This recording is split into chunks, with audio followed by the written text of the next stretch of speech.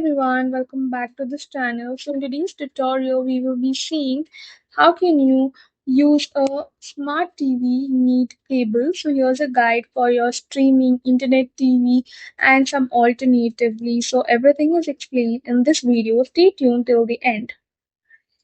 Does a smart TV need cable? No, smart TV does not require any cable TV to work.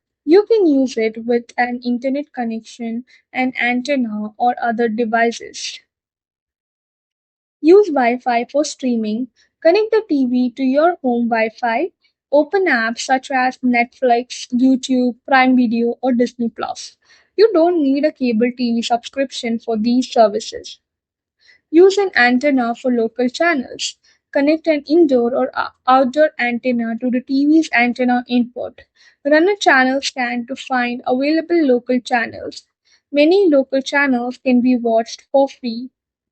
Use a cable box. If you have a cable TV subscription, connect the cable box to the TV with an HDMI cable. Select the correct HDMI input to watch the cable channels. Connect other devices. You can connect a streaming stick, game console, Blu-ray player, or other HDMI device. These devices can provide additional entertainment without traditional cable TV.